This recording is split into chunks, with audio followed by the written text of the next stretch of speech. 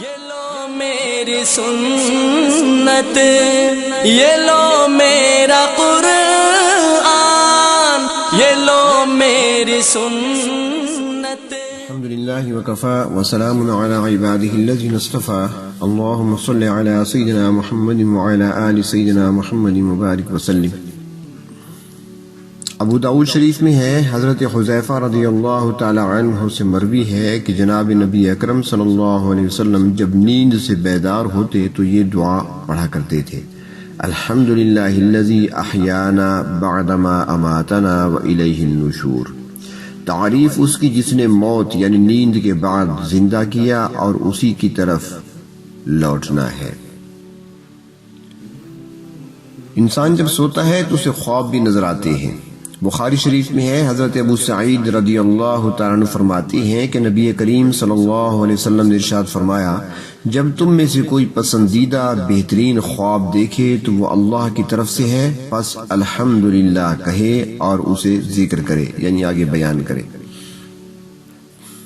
اور صحیح مسلم شریف میں ہے، حضرت جابر رضی اللہ تعالی عنہ سے روایت کہ جناب نبی اکرم صلی اللہ علیہ وسلم نے ارشاد فرمایا، جب تم میں سے کوئی ناپسندیدہ خواب دیکھے تو بائیں جانب 3 مرتبہ تھوکے اور 3 بار استغفار پڑھے، یا اعوذ باللہ من الشیطان الرجیم 3 بار پڑھ لے۔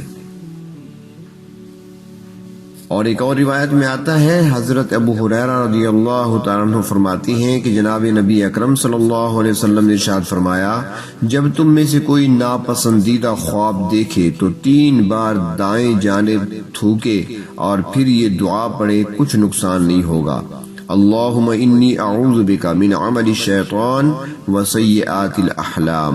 اے اللہ، میں شیطان کی حرکتوں سے اور برے خوابوں سے تیری پناہ چاہتا ہوں۔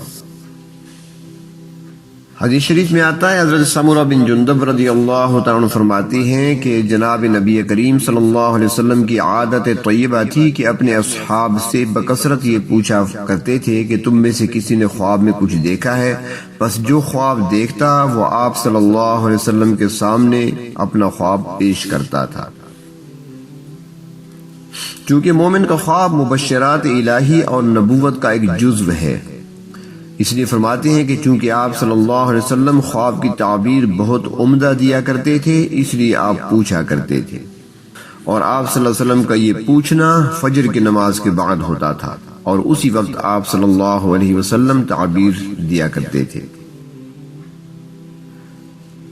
بخاری شریف جلد 2 میں ہے، حضرت عبداللہ بن عمر رضی اللہ تعالی عنہما فرماتی ہیں کہ عہد نبوت میں حضرات صحابہ کرام میں سے کوئی خواب دیکھتا تو آپ صلی اللہ علیہ وسلم کی خدمت میں وہ خواب پیش کرتا، تو آپ صلی اللہ علیہ وسلم فرماتے ماشاء اللہ۔ فرماتی ہیں، میں نئی عمر کا جوان تھا، نکاح سے قبل مسجد میں سویا کرتا تھا، میں اپنے دل سے کہتا اگر تیرے اندر کوئی بھلائی ہوتی تو تو بھی خواب دیکھتا۔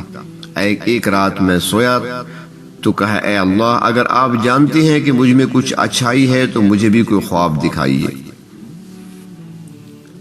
نبی اکرم صلی اللہ علیہ وسلم صبح کی نماز کے بعد صحابہ کرام سے خواب کے متعلق سوال فرمایا کرتے تھے، جس نے خواب دیکھا ہوتا تھا تو وہ اسی وقت آپ کو سنا دیتا، اور آپ صلی اللہ علیہ وسلم اس کی تعبیر ارشاد فرما دیتے تھے، لیکن یہ خواب صبح کے وقت ہی پوچھا کرتے تھے۔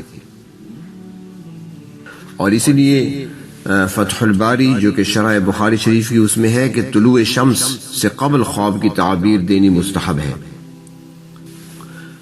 ہمارے ہاں تو یہ ہوتا ہے کہ جب بھی کبھی یاد آیا، دن میں یاد آیا، اسی وقت موبائل فون پر کال کر لی اور کسی سے خواب کی تعبیر پوچھنا شروع کر دیتے ہیں۔ یہ صحیح طریقہ نہیں ہے، بلکہ تعبیر پوچھنے والا وہ خود حاضر ہو، وہاں جا کر بیٹھے، اور ایسے وقت میں کہ جو وقت فراغت کا ہو، تاکہ تعبیر دینے والا پوری توجہ دے سکے اس طرف، اور پوری توجہ سے ہی وہ تعبیر اس کو دے سکے۔ اور دوسرا یہ ہوتا ہے آج کل کہ فون پر رابطہ کر لیا جاتا ہے اور بتایا جاتا ہے، جی میں نے خواب دیکھا ہے، کب دیکھا تھا؟ 3-4 دن پہلے یہ دیکھا تھا، اور پھر 1 مہینہ پہلے میں نے یہ دیکھا تھا، اس سے کچھ عرصہ پہلے یہ دیکھا تھا۔ یہ تعبیر اس طرح کی نہیں لینی چاہیے، بلکہ خواب رات کو دیکھا ہے تو صبح کی نماز کے بعد ہی مسجد میں اپنے امام سے، اگر وہ عالم ہے اور تعبیر دے سکتے ہیں، تو ان کے سامنے بیان کیا جائے، کیونکہ جو ہی تعبیر اس کی نکالی جائے گی وہی ہوگا۔ ابن ماجہ شریف میں ہے، حضرت انس بن مالک فرماتے ہیں کہ جناب نبی اکرم صلی اللہ علیہ وسلم نے ارشاد فرمایا، جو پہلی تعبیر دے اس کا اعتبار ہے۔ بار بار نہیں پوچھنا چاہیے، بس ایک ہی بندے سے پوچھنا ہے، اس نے جو تعبیر دے دی بس وہی ہے۔ سچے خواب ہوتے ہیں وہ نبوت کا ایک حصہ ہے۔ بخاری شریف میں ہے، حضرت ابو سعید خدری رضی اللہ تعالیٰ عنہ فرماتے ہیں کہ میں نے نبی کریم صلی اللہ علیہ وسلم کو یہ فرماتے سنا کہ اچھے خواب نبوت کا 46واں حصہ ہے۔ حضرت ابو قتادہ رضی اللہ تعالیٰ عنہ فرماتے ہیں کہ میں نے جناب نبی اکرم صلی اللہ علیہ وسلم کو فرماتے ہوئے سنا کہ خواب کی 3 نوعیتیں ہیں۔ پہلی، اس کے نفس اور ذہن کی باتیں، اس کی کچھ حقیقت نہیں ہوتی نہ تعبیر ہے۔ دوسری قسم جو شیطان کی جانب سے ہو، پس جب ناپسندیدہ خواب نظر آئے تو شیطان سے پناہ مانگی اور بائیں جانب تھتکارے تو اس کے بعد کوئی نقصان نہ ہوگا۔ اور تیسری نوعیت فرمایا وہ اللہ تعالیٰ کی جانب سے بشارت ہے، اور مومن کا خواب نبوت کا 46واں حصہ ہے۔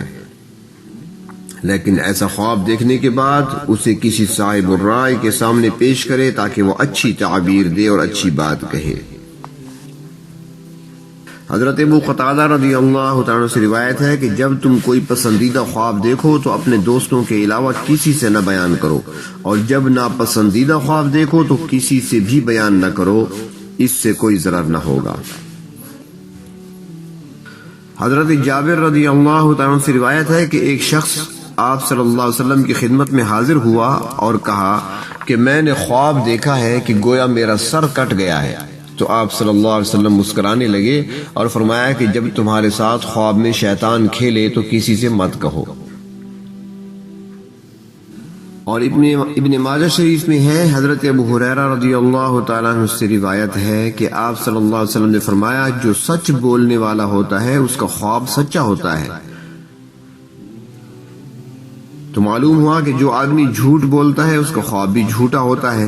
تو اس سے ہر شخص اندازہ لگا سکتا ہے کہ اس کا خواب کیسا ہوگا۔ آج کل تو جھوٹ کی بیماری عام ہے، اور اکثر ایسے ہوتا ہے کہ آدمی بغیر قصد و ارادے کے بھی جھوٹ بول دیتا ہے۔ تو جو جتنا سچا ہوگا اس کا خواب اتنا ہی سچا ہوگا۔